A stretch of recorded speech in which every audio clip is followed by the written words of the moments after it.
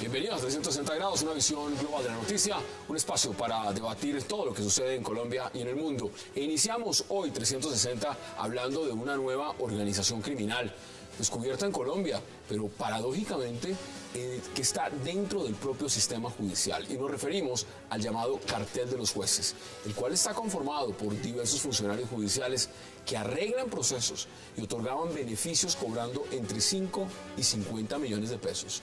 El cartel de los jueces, según investigaciones de la policía y la fiscalía, tendría su comando central en los juzgados de Palo Quemado en Bogotá, pero funcionaría a nivel nacional. Ya van 11 capturados, entre ellos 2 jueces, y se anuncian que vienen más capturas. ¿Qué pasa con el sistema judicial en Colombia? ¿Se corrompió totalmente o solo son casos aislados? Tema de debate esta noche en 360. Y también en nuestro segundo bloque hablaremos acerca de esas medidas que tomará la ex senadora Piedad Córdoba al negarle a la Corte Constitucional una tutela que buscaba tumbar una sanción de la Procuraduría que la inhabilitó por 18 años por extralimitarse en contactos con las FARC.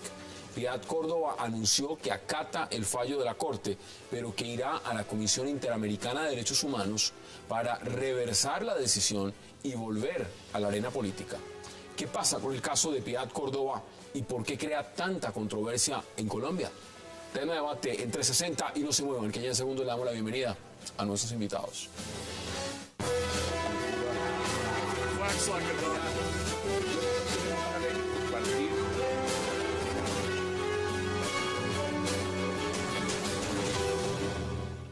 Y qué verdadero placer darle la bienvenida esta noche en 360 a Francisco Bernate, a Fabio Umar, a Juan Carlos Lancheros y a Germán Navas Talero, representante de la Cámara.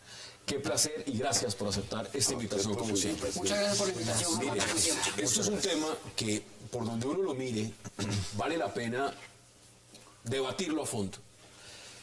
Congresista, el tema de la justicia, usted que es abogado, que ha ejercido el derecho penal, que ha visto exactamente y conoce la rama judicial en Colombia de FIAFA, ¿cómo ve este nuevo episodio cuando se habla de carteles de jueces? Como yo soy enamorado de la judicatura, porque me honro de haber sido juez y fiscal, me duele esto en el alma.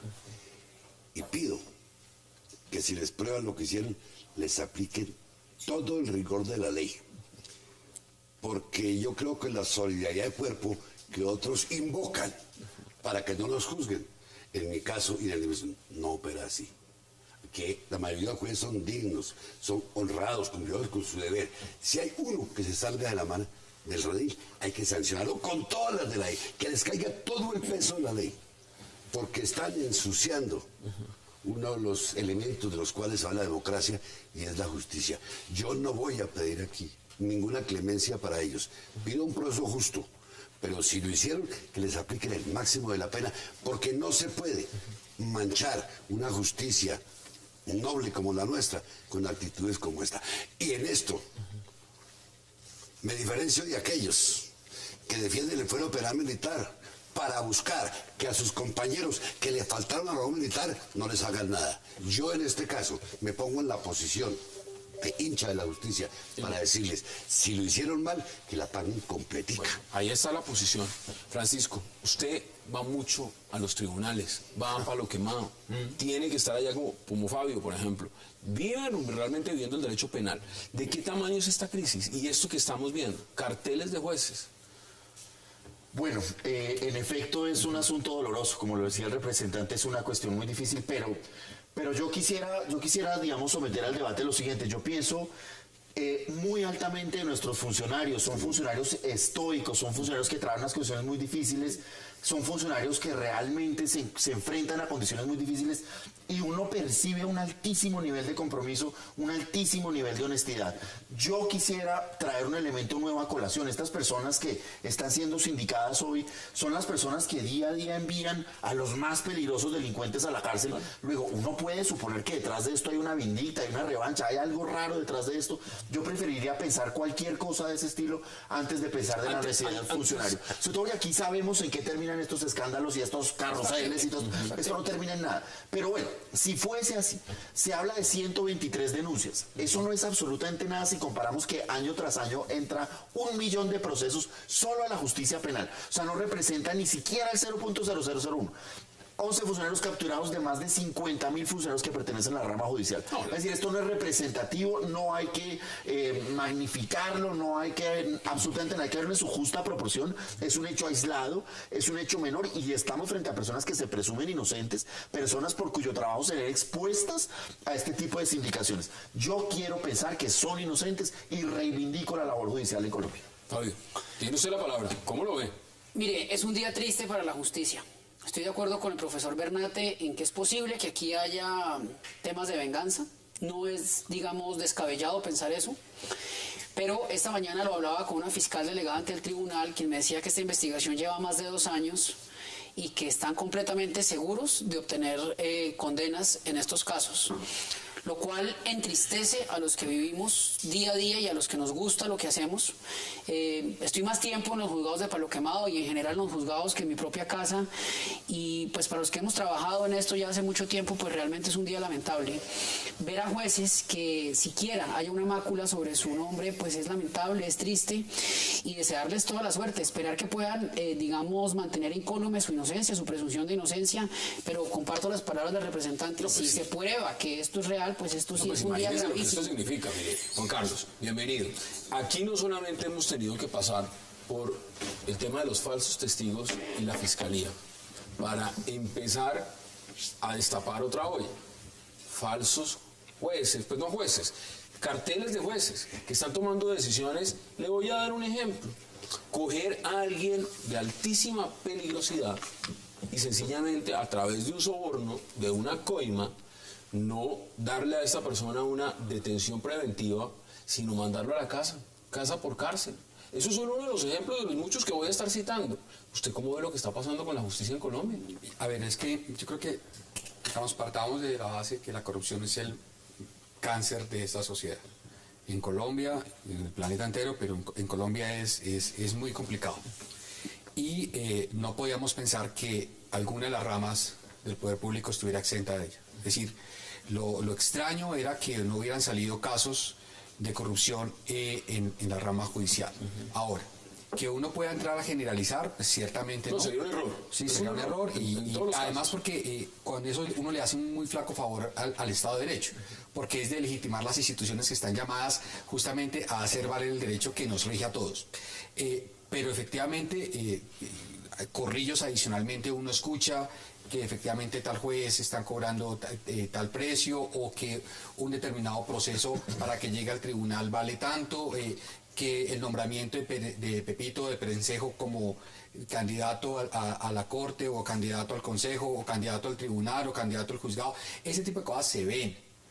¿Pero qué nos dice eso? ¿Qué nos dice eso, digamos? Porque usted está poniendo el dedo donde es. Mire, ¿qué nos dice cuando se está, en el caso, por ejemplo, de los sindicados acá, de hacer lobby en la cárcel modelo para mirar qué procesos de las personas que están allá tratan de mirar cómo los trasladan para que esos procesos le caigan a determinado juez, porque con los sobornos que le pagan a ese comisionista y le llegan al juez, pues cambian la decisión dentro de los procesos? Es que esto es de una altísima gravedad. Si esto es una minoría, como todos esperamos que sea, pues hombre, maravilloso.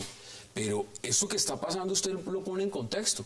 Esto es la primera vez que se escucha, ¿o sí? No, pues desde que esto está inventado, desde que hubo el primer juzgado, yo no tengo ni idea de la historia del planeta Tierra, pues ya se sabía que eso Claro podía que sí. pasar. El juicio a Los Ángeles que les hicieron sin defensor ni nada y los condenaron a la rebelión de Los Ángeles. No, pero en la rebelión de Los Ángeles, si usted lo mira jurídicamente, fue un derecho de petición previo a una huelga. Y por eso le hicieron un consejo de guerra y los mandaron para el infierno sin defensor. Sin nada, sin Pero defensa.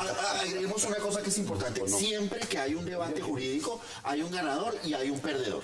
Y nosotros somos esencialmente malos perdedores. Antes que dar la razón a que el funcionario falló en derecho, siempre la primera suspicacia es eso lo cuadraron, eso lo arreglaron y todo eso. Y desafortunadamente hay que poner las cosas en contexto. Si usted mira la reforma y las formas de procedimiento que nos rigen, son procedimientos que facilitan la corrupción en tremenda medida, Hassan. Usted se refiere, digamos, al sistema penal acusatorio, germen de toda la corrupción que hay en este país. Mire usted cómo funciona eso. Usted no tiene derecho a conocer los hechos por los que está sindicado. ¿Cuál es su reacción natural cuando dice, mire qué me están procesando? Pues Hassan, es humano hacer cualquier cosa para saber qué es lo que tienen en contra suya. Antes, todo el poder, todo el poder estaba en manos del fiscal. Hoy en día está en manos de la policía. No, pero ese temita de que es humano que venga, vamos a conocer y que vamos a pagar. No, yo no digo pagar. No, pagar no. ¿Y entonces qué es? Entonces, venga, yo lo invito a tomarse un café y me cuenta. Dígame qué es lo que está en mi contrato. Claro, pero por los instrumentos que establece, digamos, el procedimiento. Pero el procedimiento no los establece. No, pero es que la discusión no puede ser. La discusión no puede ser. Yo entiendo. El doctor no quiso llegar a decir, digo, con la apología de la mano, el ser humano quiere saber ¿de qué me acusa? ¿De qué me acusa? Él no es capaz de cualquier cosa, pero él no estaba Sí, incitando. pero entonces cualquier cosa es qué, porque es que yo creo que efectivamente sí hay que poner unos límites de la cosa. Yo coincido en que tenemos unos procedimientos enredadísimos con unas normas que cada vez carecen de técnica legislativa fatal. Yo creo que usted todos los días nace y muere. Porque tiene la esperanza de que la cosa cambie y al final no se puede hacer la reforma a la justicia. Es todo. Hablemos por un instante de un tema que es realmente duro y es los salarios de los funcionarios en la rama judicial. Y las condiciones. En general son salarios realmente bajos. Hablemos del periodismo. Pero la pobreza no habilita. Yo no estoy justificando, yo estoy explicando. Yo no estoy diciendo que la pobreza sea una justificación para recibir coimas. Lo que yo digo es que cuando una persona que tiene la libertad de otra en sus manos recibe un salario infame como lo reciben muchos de esos notificadores, muchos de esos funcionarios, realmente es de pensar si las personas que tienen la libertad de otro ser humano deben tener esos salarios. Mire, tal vez el ejemplo es un poco descabellado, pero permítame decirle algo. Vimos una huelga de pilotos hace poco. ¿Y qué decía todo el mundo? Es que es el tipo que tiene las manos de la vida de 300 personas en sus manos. A mí los pilotos no estaban muy contentos con uno de los programas que hicimos porque estábamos diciendo que los aviones se manejan solos y que prácticamente... Pero fíjese que tienen excelentes salarios. Tienen excelentes salarios. ¿Por qué el juez no tiene un salario igual o mejor cuando es la persona que manda a otro ser humano a la cárcel? Quiero que veamos unas declaraciones justamente del señor fiscal frente a este tema y les devuelvo inmediatamente la palabra a la mesa. Debemos circunscribir las irregularidades y los eventuales delitos en cabeza de los dos jueces de control de garantías que fueron capturados en el día de hoy. Debo destacar que se trata de un hecho muy grave, pero que se trata de un hecho aislado al interior de la justicia colombiana, que la actuación indebida, reprochable de 11 funcionarios de la rama judicial no puede desde luego extender un manto de duda hacia todos los jueces de Colombia y a los fiscales de Colombia y funcionarios de la rama jurisdiccional caracterizados por su honestidad y el compromiso con su trabajo. Creo que se trata de un hecho puntual, desde luego muy grave, pero un hecho que no podemos decir que es un hecho generalizado al interior de la Administración de Justicia. Bueno, eso es lo que dice el señor fiscal general de la Nación, Eduardo Montalegre. Quiero recordarle a nuestra audiencia, estamos en vivo, son las 8:16 p.m., viernes, y nos están escribiendo mucho y les están mandando preguntas. Giancarlo Mejía les dice, el principio del fin de una democracia es cuando la justicia se vende intereses no santos, y habla específicamente de la justicia. Ahora, dicen también, ¿qué pasaría con los procesos que están en ejecutoria teniendo en cuenta que estos jueces los mandan presos? ¿Nulidad? No, y hay que dejar una constancia porque también... ¿De dónde saca la nulidad? No. Eso se lo está preguntando Sebastián Ramírez. No. Hay que dejar dos constancias porque también los comentarios de que Fabio y yo estamos justificando la corrupción jamás. No. La repudiamos, la rechazamos. Eso no es. Usted nunca lo ha dicho. No, jamás, y no lo diría jamás lo he hecho. Ahora, el punto es el siguiente, esa decisión, pues si ya está firme y no hay ninguna nulidad.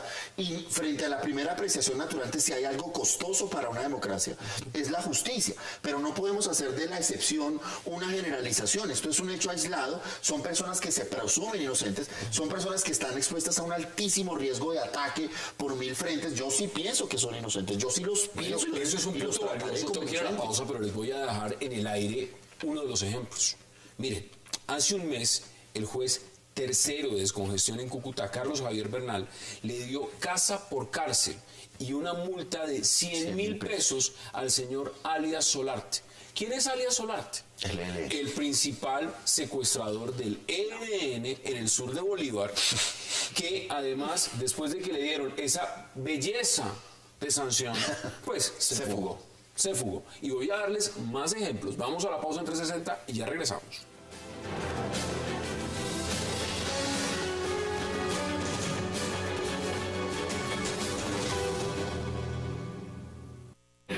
Así fue el operativo en el que cayeron los jueces que no impartían justicia. A las 6 de la mañana del jueves, agentes de la Dijín comenzaron el operativo hacia el complejo judicial de Palo Quemado para hacer efectivas las capturas de las 11 personas señaladas de cometer irregularidades en la entidad.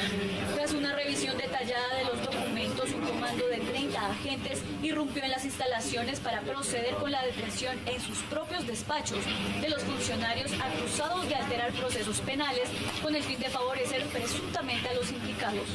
Tan pronto fueron firmadas las órdenes, agentes comenzaron con las capturas. En estos momentos queda privada de su libertad. También llevaron a cabo allanamientos en las oficinas y casas de los jueces. En una de estas fueron hallados 11 millones de pesos que no pudieron ser justificados por el empleado judicial. Según la investigación de la Fiscalía, los funcionarios habrían pagado entre 500.000 pesos y 100 millones de pesos para manipular algunos procesos.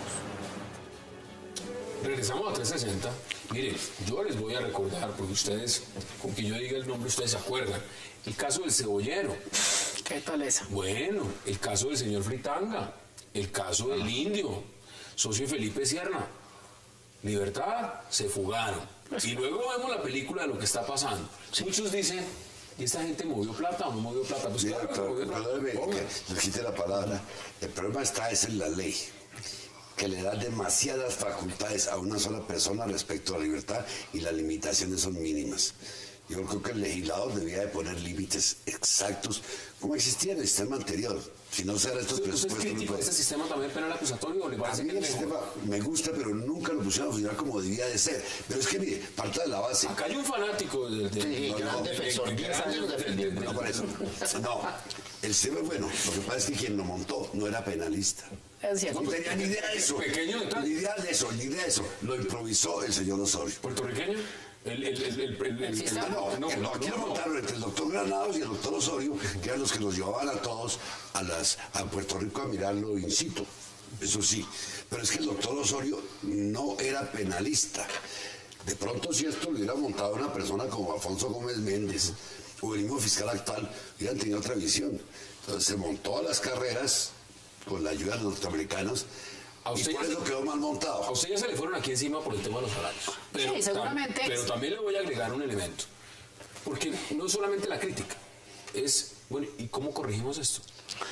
Mire, yo no estoy justificando los casos de corrupción, Hassan, que eso quede claro. Yo estoy haciendo una explicación de por qué eso sucede. De ninguna manera lo justifico. Le quiero decir que las causas de la corrupción son muchas. Está en la esencia del ser humano. Está en lo mal preparados que salen algunos abogados y que después vienen a ser jueces y funcionarios.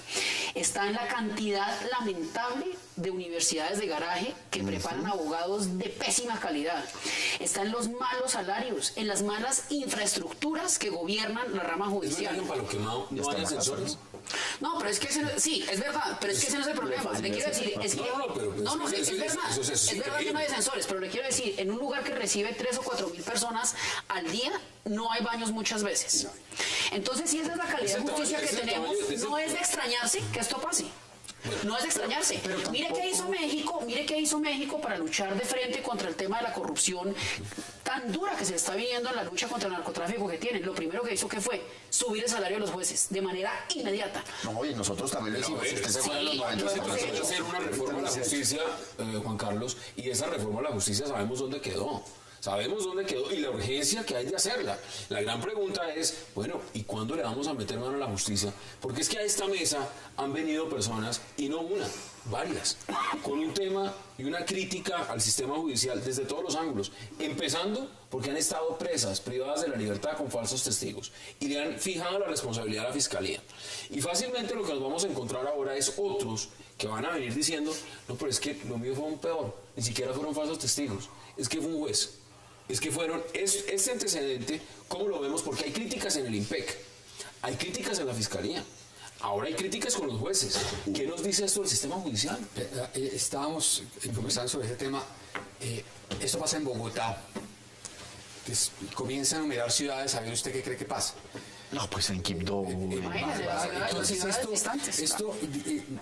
a ver, digamos, un problema complicado con el tema de la reforma a la justicia es que, entre otras, la Corte Constitucional cada vez le reduce el campo de acción al Congreso para que pueda efectivamente reformarse la justicia. Esto casi es prácticamente competencia de una eventual Asamblea Constituyente, porque está todo el tema de la sustitución de la Constitución. Cualquier instrumento que se vaya digamos, a implementar genera, digamos, grandes dificultades. Yo, digamos, discrepo un poco del planteamiento anterior en el que usted decía que la corrupción está en la esencia del ser humano. Yo realmente no creo que esté en la esencia del ser humano, pero sí creo que hay un tema de valores en la familia. Digamos que facilita y que permiten que de alguna manera sean, digamos, comprados o pagados por terceros. Siempre está la posibilidad de decir que no. Pero digamos en este caso, pues las personas por sus distintas posiciones o circunstancias no lo hicieron. ¿Cómo se soluciona? No es una solución barata ni rápida. Usted le puede subir el salario a los jueces y entonces y seguramente a los funcionarios y seguramente además de forma justificada y con razón. Pero los casos de corrupción que se manejan en Colombia son tan costosos que no existe ningún salario que usted le ponga a un juez que lo blinde absolutamente de la gran fuerte corrupción. Tiene toda la razón. El factor salarial no es exactamente el núcleo, es la formación de la persona. Yo le quiero contar, yo fui juez, fui fiscal, procurador. A mí jamás de los jamases, nunca me ofrecieron un peso. Por su carácter. Y cuando estuve litigando, los abogados se caen de que les piden. A mí nunca me pidieron un peso. Me pedían excusas, a ver, pero no más, por las moras. Pero digo, entonces yo digo una cosa, aquel que se deja tentar es porque estamos usando la pierna para que se la toquen. Sí, eso es cierto. Pero yo digo, en el comparto con el doctor, la formación de la persona es la que la hace, pues, el ejemplo de su casa. Yo no tengo que ir a la justicia, doctor, no tengo que ir. A mí nunca me pidieron un peso. Pero, y como abogado nunca me lo pidieron como juez. Les quiero preguntar también algo, porque es que en Colombia la crítica también va en un sentido, y es monetario. Dicen, mire, si usted tiene dinero, a usted se le aplica una justicia muy distinta. ¿Por qué? Porque usted puede contratar un buen pool de abogados. Pero ahora, cuando usted dice es que no solamente tengo dinero para contratar un buen pool de abogados, sino tengo dinero para pagarle a los jueces, tengo dinero para pagarle a los fiscales. No, se acaba la pues justicia, entonces, se acaba. ¿de qué justicia estamos hablando? No, de ninguna. Pero hay que volver al punto, digamos. No por 11 casos que asumimos son inocentes. Podemos hablar de una cuestión generalizada y algo así. No, es un caso naturalmente muy aislado, muy específico, nada representativo. Pero, digamos, en esa misma línea que usted dice, Hassan, en el sentido de que quien tiene más recursos económicos tiene acceso a una mejor defensa, sin pensar en lo demás. Porque eso es la realidad. Pero hoy en día más que nunca, Hassan, porque piense usted que antes todas las pruebas se las proveía el Estado. Hoy en día el sistema acusatorio que tenemos es que usted se defienda con sus propias pruebas. Yo tengo dinero, pago los investigadores que yo quiera. No tengo dinero, no tengo derecho a eso. La nuestra hoy en día es una justicia elitista. Y yo quiero insistir en el punto, porque usted tiene razón. Mientras más remunerados y más preparados sean los funcionarios, esa es una forma de blindarse frente a la corrupción. Usted me está diciendo entonces los delincuentes, que son los que más plata podrían estar robando y sacando y desfalcando y dedicados a narcotráfico, lo que fuera, son los que fácilmente pueden enfrentar mejor la justicia. Claro, pero nosotros, mire buen ejemplo que tiene Colombia en eso. A pesar de que aquí hubo los imperios económicos que hubo, los emporios económicos que hubo, nuestra Corte Suprema de Justicia siempre se mantuvo blindada, aún en la época en que eran peor remunerados, como en los años 80. O sea, naturalmente eso no está conectado. Es un problema cultural, es un problema económico, son 1.500 factores, pero no es una cuestión mire, le voy a generalizada. contar lo siguiente, porque esto no es solamente un tema de carácter penal. Mire lo que tengo acá. El cartel de los jueces. Y se lo voy a poner. Grupos de jueces y abogados se han convertido en tema de embargos a presupuestos en salud, regalías, recursos públicos, en fuente de enriquecimiento. Le voy a dar cifras, porque las tengo aquí enfrente mío. Magistrados de la Sala Disciplinaria del Consejo Superior de la Judicatura, jueces de jueces, parecen no dar abasto con 1.177 investigaciones en este sentido de funcionarios judiciales que han convertido los embargos de presupuestos de salud, regalías y demás en enriquecimiento personal. Fuente de enriquecimiento personal. Si eso es cierto, que les apliquen el rigor de la ley completico. Yo sí no voy a defender sinvergüenzas. Yo defiendo a la mayoría de jueces honrados. Pero si uno se descarrió, que se le apliquen todas. Pero mire la dificultad que se presenta, mire esta dificultad. ¿Quién investiga a los jueces o a los funcionarios que fueron capturados ayer y que creo que todavía siguen en audiencias? Los mismos fiscales que también, encargados de investigarlos, que también están absolutamente atestados de trabajo sin las facilidades que deberían tener para adelantar estos casos. Es que no se le olvide que un fiscal aquí en Colombia en promedio tiene 500, 600 investigaciones en promedio. Van 1.500. Cuando lo razonable es que tuviera 100 o 150. Es que el sistema no es funcional. Pero no es el sistema acusatorio. Que cada vez que un parlamentario está mal genio, tiene guayabo, si inventa un nuevo delito, lo mete al código. Es que eso nos va a acabar. El Código Colombiano. Aquí les escriben ya varios y dicen, como van las cosas, vamos a terminar saliendo debiéndole a los corruptos. ¿Esa es una conclusión? No. O sea, el hecho de decir que la mayoría de los funcionarios de la rama judicial son gente honesta y decente, no lleva a eso. Y si lo he de asumir, si me he de cargar la cruz de corrupto por defender a los jueces del país, la asumo. Denme sus conclusiones porque nos queda menos de un minuto. 20 segundos. Yo sé que es complicado. No, es que no hay conclusión, Hassan. Porque es que esto va a seguir. Sí, pero la solución no es una solución ni barata ni rápida. O sea, esto tiene que ver, digamos, con una apuesta institucional de simplificación de normas, de tecnificación, de mejoramiento de las facultades de derecho, además de poner a la justicia, reconocerle a la justicia la majestad que tiene. Pues si usted entra a Palo Quemado, que se supone que es el centro penal de Colombia, y mire cómo funciona, pues usted qué puede esperar del resto del país. Decía, están trayendo casos de provincias, de regiones, porque dicen allá no hay garantías, los vamos a traer aquí y miren qué está pasando acá. ¿Cuáles son sus conclusiones? En 20 segundos. Lamentable lo que pasó, realmente penoso. Ojalá esta gente pueda demostrar su inocencia, pues, o pueda mantener la presunción de inocencia.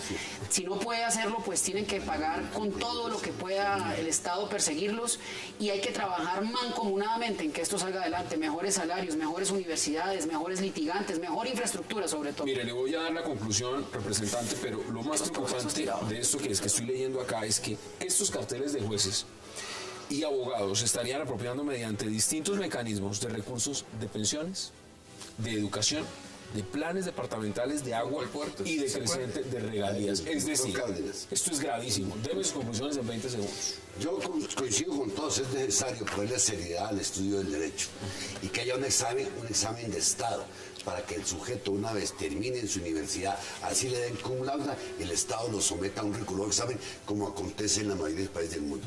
Pero aquí, como dice, sale de la universidad de garaje con su título y ya está habilitado para ser juez. Entonces, cambiemos el sistema de enseñanza, exijámosles mayores requisitos antes de lanzarlos a la luz. Vamos a la pausa, porque al regreso vamos a hablar también de Piedad Córdoba, de la Procuraduría y de otras cositas. Ya regresamos.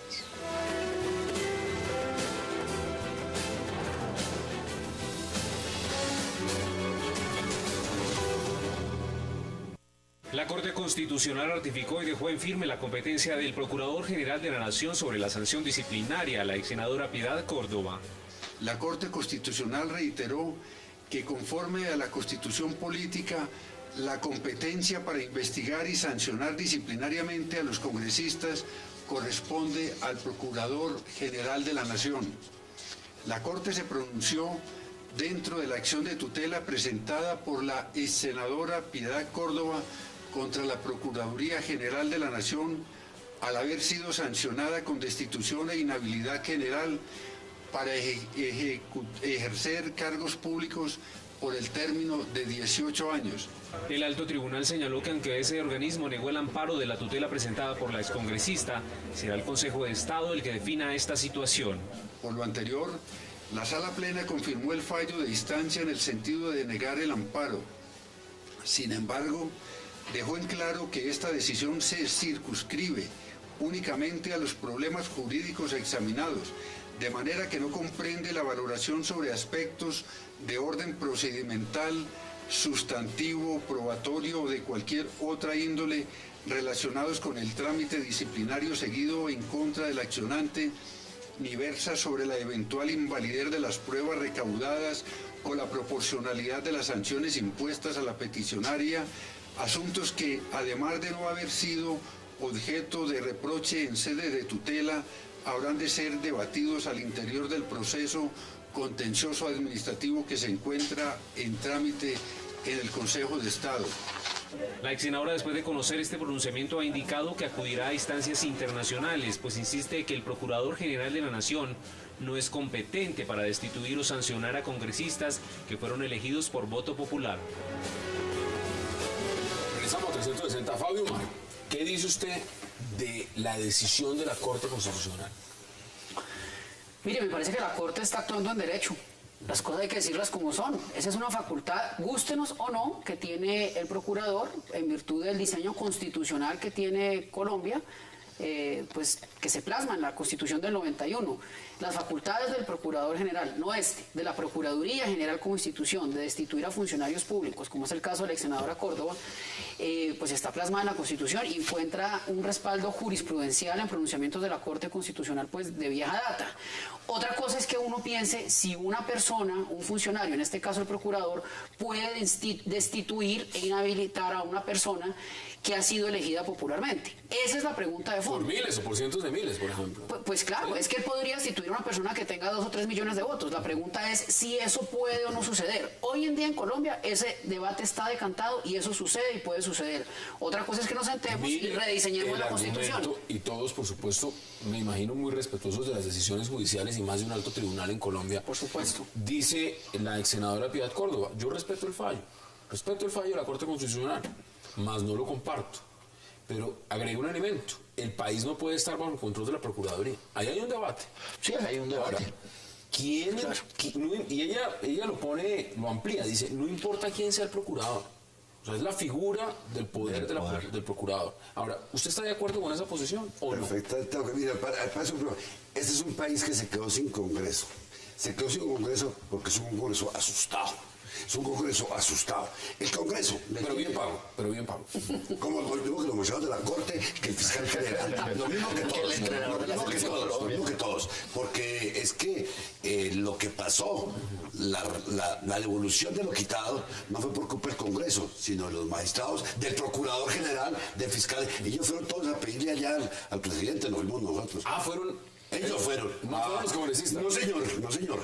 No, hay que todo, señor, todo no. Eso es un dato importante, Y yo no voy a hacer demagogia y decir que devuelvo eso porque no puedo devolverlo.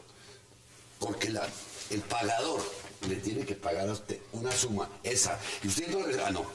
Eso es lo que le consigue. Lo más es pero mire, hay una prueba con el Congreso. El Congreso está asustado. Le tienen miedo a los ministros.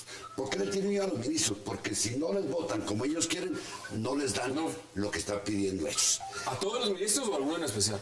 Hacienda en especial. Que Hacienda es el que les da lo del pueblito, la carretera. Es que ese es el dueño de los gastos. Le tienen miedo. Le tienen miedo a la Corte Suprema de Justicia.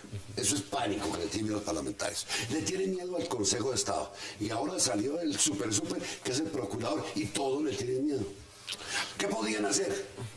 Si hay un error en la interpretación del estatuto disciplinario, siéntese el Congreso de la República y corrija ese error, porque no es lógico, no es válido, como lo dicen ustedes, una persona elegida por voto popular sea destituida por un funcionario no judicial. Pero mira un momentico, ¿me permite leer esto?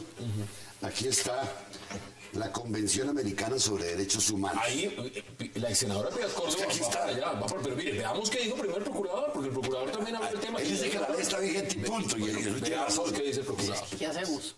Yo pienso que la Corte Constitucional se ha pronunciado y son instrumentos que el ciudadano tiene para acudir al juez constitucional al fin de que dirima si se desconocieron o no derechos fundamentales. Entonces, a mí me parece que es apenas legítimo que cualquier ciudadano acuda al juez constitucional, pero creo que la Corte se ha pronunciado en orden a definir y a determinar cómo no se desconocieron los derechos fundamentales que se aducían fueron desconocidos. Mire, eso es un tema constitucional y la Constitución es muy clara. A uno no le puede gustar la Constitución, pero eso se toca cambiar. no, pero es que es la que hay. La Constitución está ahí. ¿Cómo ve usted la decisión de la Corte Constitucional? La decisión de la Corte Constitucional, más allá de lo que ya han dicho el representante y Fabio, pues es lo que hay, es lo que está ajustado. Naturalmente que los debates pueden ser amplísimos, pero más allá de que la persona haya sido electa popularmente por millones de votos, adquiere en ese momento la condición de servidor público y eso la hace sujeta a ese tipo de vigilancia. Es decir, el argumento no puede estar ahí porque esas son las reglas que existen. Ahora, yo quiero llamar la atención sobre una cosa que sí llama mucho, digamos, sí suena muy mal del diseño constitucional que tenemos. Mire que aquí los procesos son eternos. Se pronunció la Procuraduría, la sancionó. Se fue a la Corte Constitucional, va al Consejo de Estado. Si no me sirve, me voy para afuera. Entonces, estos procesos van a durar 30 años. Eso es lo que tenemos. Aquí los procesos nunca, jamás terminan. Aquí todo es un desorden, instancia sobre instancia, pero el mensaje es claro. Aquí nadie puede estar sobre la ley. Ahora, mire como un mismo hecho, como es la validez de una prueba, que son los famosos correos del computador, mientras para la Corte Suprema de Justicia no tuvieron ningún valor, para la Procuraduría tienen todo el valor. Entonces, es un desorden. Usted pone un elemento claro. Esto podría darse si no se hubiera dado el tema de la custodia de los computadores, de los documentos del computador de Raúl Reyes. Pues evidentemente esto podría ser farpolítica. Y claramente podrían decir, hombre, aquí hay gente condenada por parapolítica. Y si eso hubiera tenido validez en alguna medida, pues aquí habrían investigaciones de otro tema. Y no solamente responsabilidades administrativas y sanciones administrativas, sino de carácter penal. Es que yo no me escapo a la sanción, pero la sanción debería de ponerla el juez constitucional, que es el Consejo de Estado. Me voy a parar en esto. Salirse del procurador, que el procurador no tenga esa facultad de su opinión. Exacto. Y la culpa de que la tenga el procurador es del Congreso, que en el estatuto disciplinario la consagró. La amplió, lo que decía la ley quinta lo abrió. Pero miren lo que dice la Convención Interamericana de Derechos Humanos que Colombia suscribió. Dice, derechos políticos. Todos los ciudadanos deben gozar de los siguientes derechos y oportunidades. Los va enumerando. Elegirse, elegir. Luego dice, la ley puede reglamentar el ejercicio de los derechos y oportunidades a que se refiere el inciso anterior exclusivamente por razones de edad, nacionalidad, residencia, idioma, instrucción, capacidad civil o mental o condena del juez competente en proceso penal. Es decir, eso se va para allá. Pero a ver, lógicamente, porque con esto, Juan Carlos Lancheros, acá hay un tema. Mire, el procurador fue muy claro. Y el procurador no se inventó el poder que tiene. Él no llegó a la mañana a su oficina. Maya no quiso, un momentito. Maya no quiso llegar hasta allá. Maya entendió investigar, ¿qué es lo que dice? Investigaba y le enviaba el proceso, se lo enviaba al Consejo de Estado. Hasta ahí llegó el doctor Maya. Lo amplió. Lo amplió, se lo ubicó. Resolvió quitar investiduras, lo que él no podía hacer. ¿Es eso cierto o no es cierto? Porque constitucionalmente le voy a contar no solamente lo que dice el común, los penalistas, los analistas, los constitucionalistas, le voy a decir lo que dice la Corte Constitucional. La Corte Constitucional deja en firme la destitución e inhabilidad por 18 años por haberse extralimitado en contactos que hizo con las FARC para la liberación de un grupo de secuestrados. Esto no lo dice cualquiera, lo dicen 7 magistrados. Y es un juez colegiado, y es un juez colegiado. ¿Qué dice usted al respecto? Respetando la posición que tiene la Corte, yo no estoy de acuerdo con esa posición. No solamente por el tema de la legitimidad popular, sino porque pues aquí tenemos varias justicias. Acá tenemos la justicia de la Contralora, tenemos la justicia del Procurador, tenemos la justicia eventualmente el Consejo Nacional Electoral y cada una de las distintas jurisdicciones. Digamos, el problema, Hassan, hoy dije, yo no voy a hablar de diseño institucional, pero siempre que usted me cita, siempre terminamos hablando del caos que es la Constitución del 91. Entonces, no sé si me linches. A ver, ¿qué le pasa a Colombia si se acaba la Procuraduría. ¿Qué le pasa a Colombia si se acaba la Contraloría? ¿No será que comenzamos a darle un poquito más de orden a las cosas? Porque el problema de lo que usted decía es que efectivamente aquí responsabilidad de todos, responsabilidad de ninguno. Y mientras tanto hay un montón de gente ganándose una cantidad de dinero que podía estar aplicada en otras se está chocando Contraloría con Fiscalía, Procuraduría con Fiscalía. Y vivimos en Consejo Supremo, Y el Congreso arrodillado. Tengo que ir a una pausa obligatoria y le devuelvo la palabra inmediatamente. Vamos a la pausa en 360 y ya regresamos.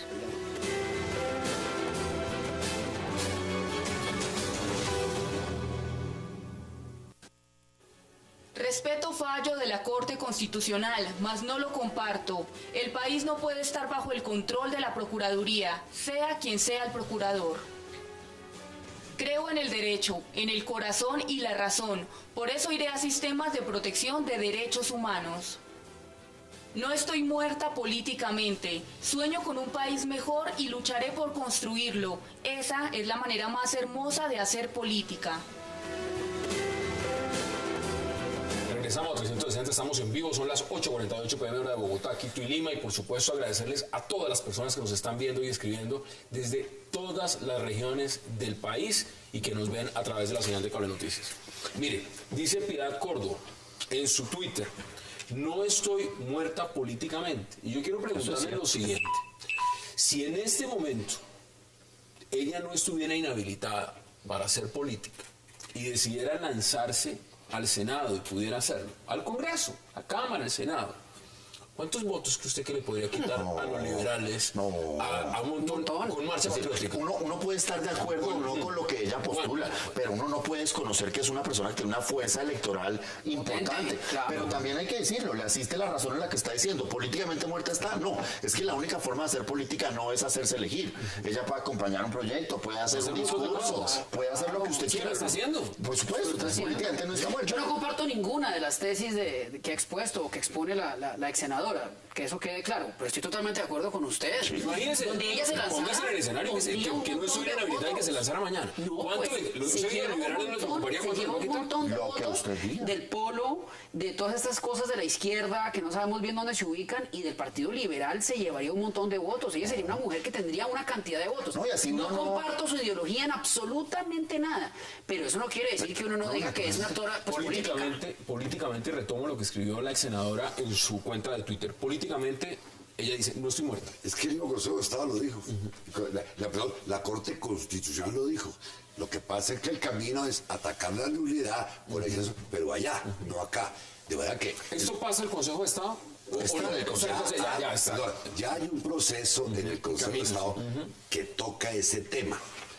Aquí la Corte lo que dice, esa sanción se puso conforme a esto y punto. Pero allá tiene usted. Allá está dando. Ahora, y no está muerta porque la misma Corte lo está diciendo, allá te otro. Ahora, ya desde el punto de vista del derecho internacional, si uno mira la Convención Interamericana, te entendería que es claro eso. Porque de lo contrario, de seguir esta tesis de que el procurador puede acabar con cualquiera, está silenciando a los políticos. Por eso digo yo, los políticos tienen miedo, porque el procurador, frente a cualquier situación, puede perfectamente hay que recordar que son los mismos congresistas quienes eligen al señor procurador. Los senadores. Los senadores. Distingamos una cosa de otra. No usted en la Cámara. No maleduque a la gente. No usted en la Cámara. Los senadores. Es que usted pero el resultado no sería sustancialmente diferente. ¿Eso pasa en la Cámara? Quiero contar una cosa. Hay un poquito más de rebeldía.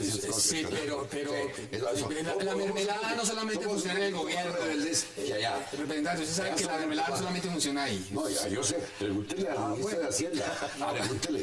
El ministro de Hacienda, que además debería renunciar porque la carátula de la revista Dinero destruye el tema que está adelantando la economía. Hombre, no pone ministro. ¿Y cómo le dan a los colombianos? Es que la reforma tributaria es un ejemplo de ecuanimidad. En este momento, no es solamente este caso, les quiero citar uno. Aquí la semana pasada estuvo el señor Mario Aranguren, quien estaba en la cabeza de la... Imagínense eso. Al señor, la Fiscalía, la Procuraduría pidieron absolución. Después de un proceso de 4 años, Pero, ¿sabe por cuánto le inhabilitó la procuradora? 18 años. 18 años. Pero es que eso es inexplicable. Bueno, 18 años. Un señor que la Procuraduría y Fiscalía después de 4 años dice, hombre, absolución, y el señor está inhabilitado por 18 años. No, eso sí. Y bueno, ¿qué nos dice eso del organigrama? Y por eso le devuelvo la palabra. Porque es que ahí es donde está todo el meollo Eso del no asunto. pasa aquí. Eso solo se da en Colombia. Sí, es que eso no funciona en otros lados del planeta. O sea, cuando la responsabilidad de todos es en el fondo de nadie. Y aquí entonces es como cuando uno va en el Transmilenio que lo empujan de un lado y del otro y uno al final no sabe, y al final cuando sale del bus, entonces usted ya se le roban la billetera, se le roban el celular, todo. Acá ocurre lo mismo.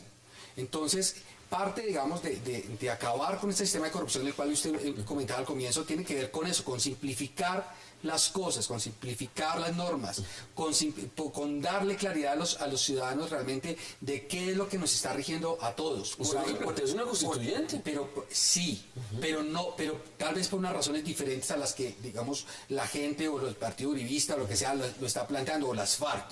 Acá efectivamente hay un diseño institucional erróneo, de la forma como se eligen a los congresistas, el Senado, la Cámara, las altas cortes.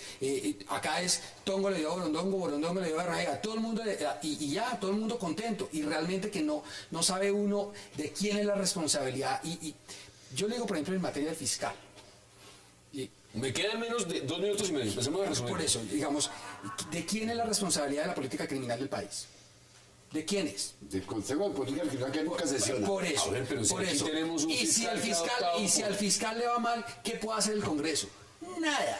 Nada, el presidente, nada. Pero a ver, si y resulta que no tiene ningún tipo de legitimidad popular en su elección y es responsable de ejecutar ¿qué presupuesto ustedes decían?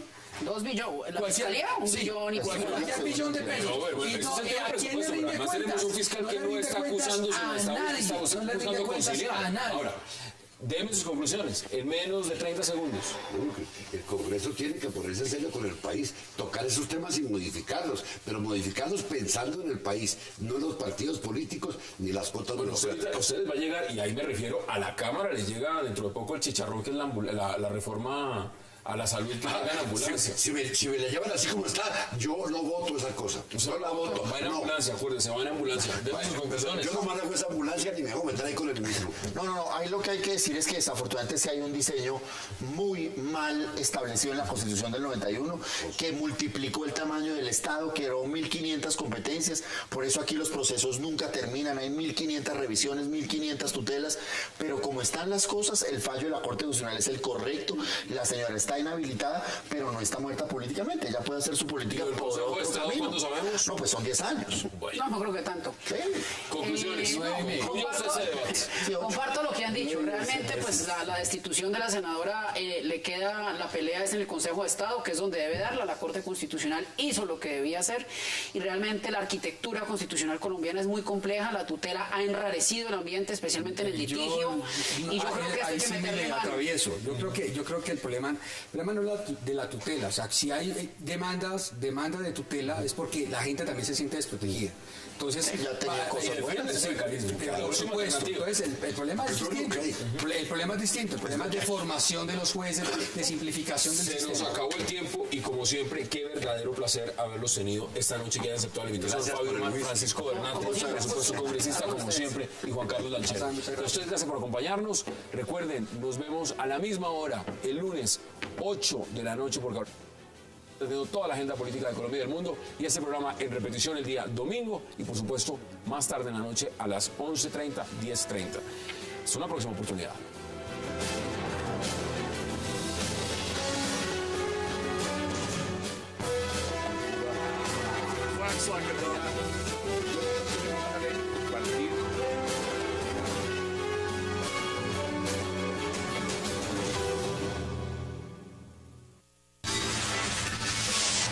Este sábado a las 10 de la noche, lo mejor del entretenimiento llega a Cable Noticias.